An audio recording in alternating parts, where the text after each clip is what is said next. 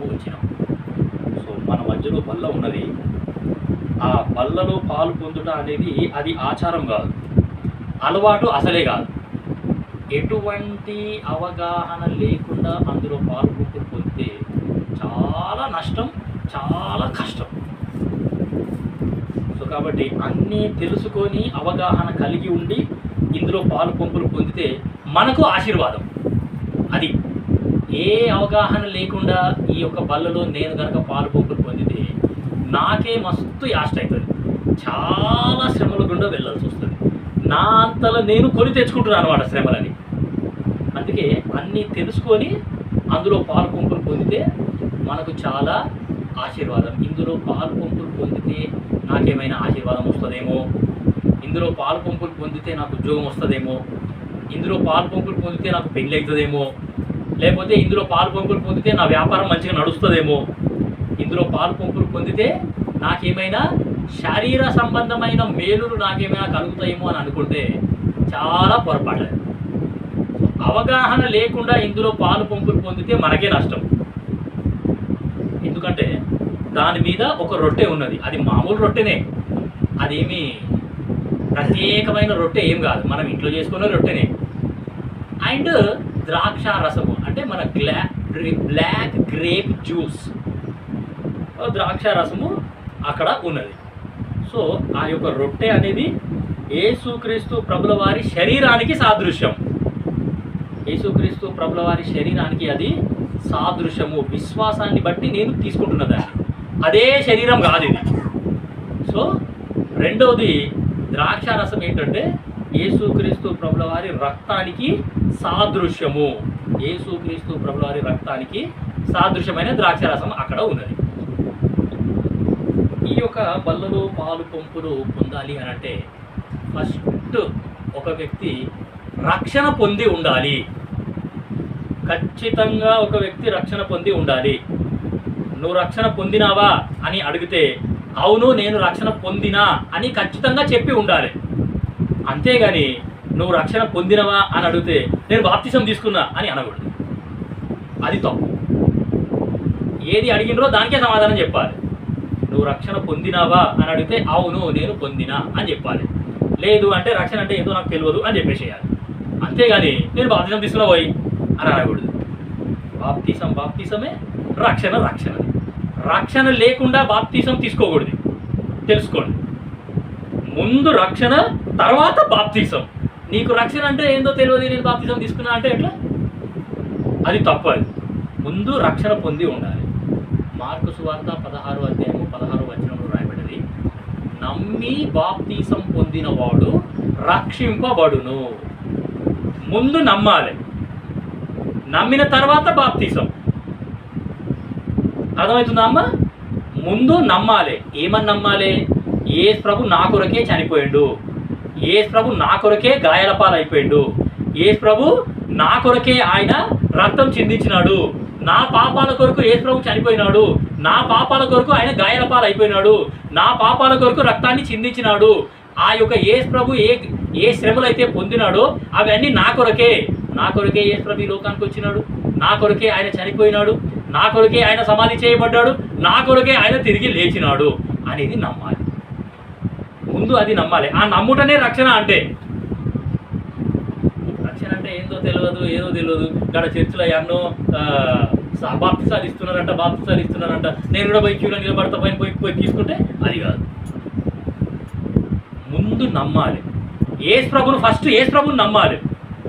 యేసు ప్రభు నిజ దైవం, యేసు ప్రభు నిజమైన దేవుడు, ఆయన ఈ లోకానికి వచ్చినాడు అనేది నమ్మాలి. ఆయన ఈ లోకంలో చనిపోయినాడు అనేది నమ్మాలి.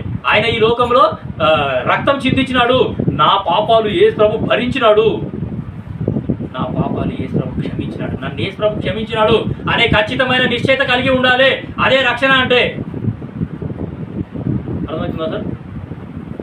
నా పాపాలు యేసు ప్రభు క్షమించినాడు, నన్ను క్షమించినాడు యేసు ప్రభు అనే ఖచ్చితమైన నిశ్చయత నీకు నాకు ఉండాలి. అది రక్షణ. నేను ఇప్పుడు చెప్తా, యేసు ప్రభు నన్ను క్షమించినాడు. యేసు ప్రభు నన్ను క్షమించినాడు, నన్ను యేసు ప్రభు శిలువలోనే క్షమించేసినాడు. ఏ రోజైతే యేసు ప్రభు నన్ను క్షమించినాడో, ఏ రోజైతే నా మనోనేత్రాలు వెలిగింపబడ్డాయో, ఏ రోజైతే నా ఆత్మీయ మనోనేత్రాలు యేసు ప్రభు తెరిచినాడో, నేను ఏ రోజైతే అవగాహనలోకి వచ్చినానో ఆ రోజు నుండి ఇప్పటి వరకు నేను యేసు ప్రభు కోసం జీవిస్తున్నాను. యేసు ప్రభు నమ్మకన్నా ముందు ఎట్లా బ్రతికినానో ఇప్పుడు నేను అట్లా బ్రతుకుతలేను. అట్లా ఖచ్చితంగా చెప్పాలి. నా లోపల మార్పు అనేది వచ్చింది. యేసు రక్తం నన్ను మార్చింది. యేసు ప్రభు రక్తం నన్ను మార్చేసింది, పూర్తిగా నూతన వ్యక్తిని చేసేసింది. ఆ పాత అలవాట్లు, ఆ దురలవాట్లు నాకు అసలు లేనేలేవు, అవన్నీ పోయినాయి. అది రక్షణ అంటే. యేసు ప్రభు నన్ను క్షమించినాడు. నమ్మి బాప్తిసం పొందాలి. ముందు నమ్మాలి, తర్వాత బాప్తిసం. నమ్మకుండా బాప్తిసం అనేది వేస్ట్. సో కాబట్టి నమ్మి బాప్తిసం పొందిన వారు రక్షింపబడుదురు. సో ఎవరైతే యేసుక్రీస్తు ప్రభుల వారిని నమ్మినారో, ఆయన రక్తంలో పాపాలు కడుక్కున్నారో వాళ్ళందరూ రక్షింపబడ్డ ప్రజలు. వాళ్ళు ఇందులో పాలు పంపులు పొందొచ్చు. సో కాబట్టి మేమేం చేస్తాము అంటే, ముందు నీకు రక్షణ నిశ్చయిత ఉందా లేదా, నీకు రక్షణ నిశ్చయిత ఉంది అంటేనే నీకు బాప్తిసం ఇస్తాం, లేకపోతే ఇవ్వం అని మేము హెబ్రోనులో చెప్పేస్తాం. సో కాబట్టి ముందు నమ్మాలా, తర్వాత బాప్తిసం అనేది పొందాలి. యోహాను సువార్త 6వ అధ్యాయం చూడండి. ఇందులో పాలు పంపులు పొందుట ద్వారా కలిగే మేలులు ఏంటో చూడండి. యోహాను సువార్త 6వ అధ్యాయం 53వ వచనం నేను చదువుతున్నా, గమనించండి. యోహాను సువార్త 6వ అధ్యాయము 53వ వచనం. కావున యేసు ఇట్లా నేను, మీరు మనుష్య కుమారుని శరీరము తిని ఆయన రక్తము తాగితేనే కానీ మీలో మీరు జీవము గలవారు కారు. మనుష్య కుమారుని శరీరము తిని, శరీరం అంటే రొట్టె, దాని తర్వాత మనుష్య కుమారుని రక్తము త్రాగి, రక్తము అంటే ఆ యొక్క అక్కడ ఉన్న ద్రాక్ష రసం. యోహాను సువార్త 6వ అధ్యాయము 53వ వచనం మనం చదివినాం. సో 6:53, యోహాను సువార్త 6:53. మీరు మనుష్య కుమారుని శరీరము తిని, శరీరము అంటే రొట్టె, ఆయన రక్తము తాగి, రక్తము అంటే ద్రాక్షారసం ఇక్కడ పెట్టబడ్డది. ఈ యొక్క రొట్టెను తిని ఆ ద్రాక్షారసంలో పాలు పంపులు పొందితేనే మనకు జీవం ఉంది, లేకపోతే మనలో జీవం అనేది లేదు. జీవము అంటే మళ్ళీ నేను బతికే ఉన్నా కదా సారు, నేను చచ్చిపోలేదు కదా అని అనకూడదు. ఆ జీవం వేరు, ఈ జీవం వేరు. ఆత్మీయ జీవము ఇది. ఆ దేవుని ఆత్మ నా లోపల ఉన్నాడు, ఆ ఆత్మ నన్ను ఆత్మీయంగా జీవింపజేస్తున్నాడు. So spiritually I'm alive. ఆత్మీయంగా నేను ఇంకా జీవిస్తూనే ఉన్నాను. నా ఆత్మ అనేవాడు ఇంకా చావలేడు. సో కాబట్టి మనుష్య కుమారుని శరీరము తిని ఆయన రక్తము త్రాగితేనే మనము జీవము గలవారము. ఎవరైతే ఇందులో పాలు పంపులు పొందుతారో వాళ్ళే నిత్య జీవం గలవారు అని అర్థం. ఇందులో పాలు పంపులు పొందకపోతే నిత్య జీవం అనేది లేదు.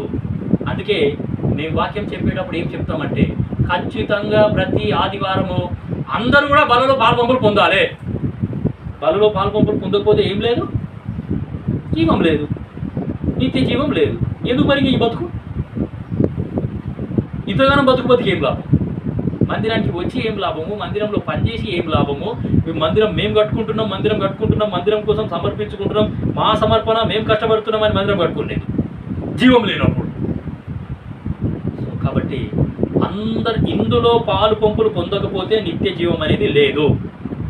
వాక్యంలో ఉన్నది ఒకటి, ఈ ఇందులో పాలు పంపులు పొందుట ద్వారా మీలో మీరు జీవము గలవారు కారు. ఒకటి. దాని తర్వాత 54, యోహాను సువార్త 6వ అధ్యాయము 54వ వచనం. నా శరీరము తిని నా రక్తము త్రాగువాడే నిత్య జీవము గలవాడు, అంత్యదినమున నేను వానిని లేపుదును. ఏమ్మా, అంత్యదినమున యేసు ఎవరిని లేపుతాడంట? ఎవరైతే ఈ బల్లలో పాలు పంపులు పొందుతారో వాళ్ళను మాత్రమే, అందరినీ కాదు. చాలా ప్రాముఖ్యత ఉన్నది ఈ యొక్క బల్లకి. నేను నిత్య జీవంలోకి ప్రవేశించాలి, నేను నమ్ముకున్న యేసు ప్రభు దగ్గరికి నేను వెళ్ళాలి, ఆ యేసు ప్రభు రాజ్యాన్ని నేను చూడాలి, ఆ యేసు ప్రభు రాజ్యంలో ప్రవేశించాలి, నా యేసు ప్రభుని నేను చూస్తా అని ఉట్టిగా ఊరికి చెప్పుకుంటే సరిపోదు, నిరీక్షణ ఉంటే కూడా సరిపోదు. ఈ బల్లలో పాలు పంపులు ఖచ్చితంగా పొందాలి. ఈ బల్లలో పాలు పంపులు పొందకపోతే ఆ యొక్క నిత్య జీవంలో మనము ప్రవేశింపము. అండ్ ఇక్కడ రాయబడ్డది ఏంటంటే, అంత్యదినమున నేను వానిని లేపుదును. ఎవరైతే బల్లలో పాలు పొందుతారో వాళ్ళను మాత్రమే దేవుడు లేపుతాడు. వాళ్ళలో పాలు పొందని వాళ్ళని దేవుడు లేపడు. అసలు నువ్వు మృతులలోనే ఉంటావు, నువ్వు సమాధులలోనే ఉంటావు. ఆ యొక్క రెండో మరణానికి నువ్వు వెళ్ళిపోతావు. అందుకే ఈ బల్ల అనేది చాలా ప్రాముఖ్యమైనది. ఒకటి చూసినాము, ఈ బల్లలో పాలు పొందుట ద్వారా నేను నిత్య జీవంలోకి ప్రవేశిస్తాను. రెండోది చూసినాము, ఈ బల్లలో నేను పాలు పొందుట ద్వారా ఏమి అంటే అంత్య దినమున ఈ దేవుడు నన్ను లేపుతాడు, ఆ పరలోక రాజ్యానికి నేను వెళుతాను. దాని తర్వాత 55వ వచనం, యోహాను సువార్త 6వ అధ్యాయము 55వ వచనం. నా శరీరము నిజమైన ఆహారమును, నా రక్తము నిజమైన పానమునై ఉన్నది. నా శరీరము తిని నా రక్తము త్రాగువాడు నాయందును, నేను వాని యందును నిలిచియుందుము. ఇది మూడోది. అర్థమవుతుందమ్మా? ఈ శరీరాన్ని తిని ఈ రక్తాన్ని త్రాగే వాళ్ళలో దేవుడు నిలిచి ఉంటాడు. మన లోపల దేవుడు ఉంటాడు, మనము దేవుని లోపల ఉంటాం. అర్థమవుతుందా? అంతేగాని లోకంలో ఉన్నవన్నీ నా లోపల ఉన్నాయి, దేవుడు కూడా నా లోపలనే ఉన్నాడు అంటే పనికిరాదు. అటువంటి నఖరాలన్నీ ఈడ నడవై. లోకంలో ఉన్న ఆచారాలన్నీ నేను పాటిస్తూనే ఉంటా, లోకంలో ఉన్న అలవాట్లు అన్నీ నేను పాటిస్తూనే ఉంటా, మనుషులు నియమించిన కట్టడలన్నీ కూడా నేను పాటిస్తూనే ఉంటా. మళ్ళీ యేసుప్రభు నా లోపల ఉన్నాడు, ఇలా పాలు పొందుతా అని అనకూడదు. లోకంలో ఉన్న ఆచారాలతోని, అలవాట్లతోని, పద్ధతులతోని మనకు అసలు పనే లేదు. ఒక్కసారి నేను యేసుప్రభుని నమ్ముకున్నా అనంటే నేను నూతన సృష్టి. పాతవన్నీ పోయినాయి, ఆ పాత అలవాట్లు, పాత ఆచారాలు, పాత పద్ధతులు అవన్నీ పోయినాయి. యేసుప్రభు అవన్నీ ఎలగొట్టేసిండు.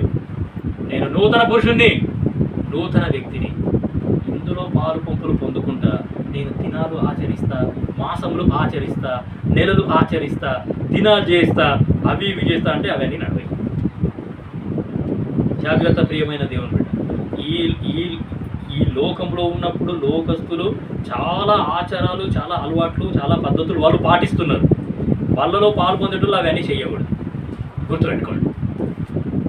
వాళ్ళలో పాలు పొందుకుంటా నేను ఇంకా ఆ పాత ఆచారాలన్నీ నా ఇల్లు ఫంక్షన్ చేసినానంటే నాకు పెట్టాల్సినవన్నీ పెట్టించుకుంటాను. ఇల్లు ఫంక్షన్ చేస్తే ఏమేమి పెడతారు తెలుసు? బంధువులు కానీ, లేకపోతే ఇంకా ఎవరైనా రక్త సంబంధికులు, దగ్గర సంబంధికులు, లేకపోతే నాకు పిల్లనిచ్చిన మామగారు, అత్తగారు, కోళ్ళని పెడతారు వాళ్ళు. మీకు తెలుసో తెలియదు. అవన్నీ నేను పెట్టించుకుంటా అంటే అటువంటి ఆచారాలు, అలవాట్లు ఏవి నడవయ్యాడు. నా పిల్లగానికి ఫస్ట్ బర్త్డే చేస్తున్నా నేను, నా పిల్లగానికి మా మామ ఏం చేయాలంటే బంగారు మొలుతాడు ఎక్కియాలి, వాడికి బంగారు మొలుతాడే పెట్టాలి వాడికి. అది మా ఆచారం. ఇంకా నకరాలన్నీ ఈడ నడవాయి. అవన్నీ యేసుప్రభు దగ్గర నడవాయి. పెళ్ళైన తర్వాత ఫస్ట్ కాంతి ఎవరు చేయాలి?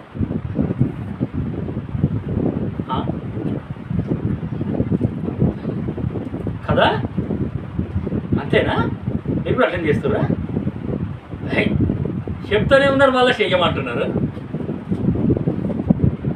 ఆ నకరాలన్నీ నడవయి. ఇప్పుడు వాళ్ళలో పాలు పొందేటోళ్లకు అటువంటి ఆచారాలు అసలు నేను చేయలేదు. అట్లా నా కాన్పులు నేనే చేసుకోను. సరేనా? నాకు 2 బాబులు ఉన్నారు, ఆ 2 కాన్పులు నేనే చేసుకున్నాను. చేస్తారా ఎవరన్నా? చెయ్యకపోతే ఇప్పటిదాన్ని చెయ్యి. అల్లుళ్ళు చేయాలి, నీ వాళ్ళే చేయాలి కదా, పోయినాడు మీ వాళ్ళ దగ్గరికి అని కోడలు నిలగొట్టదు ఇట్లా తెచ్చి.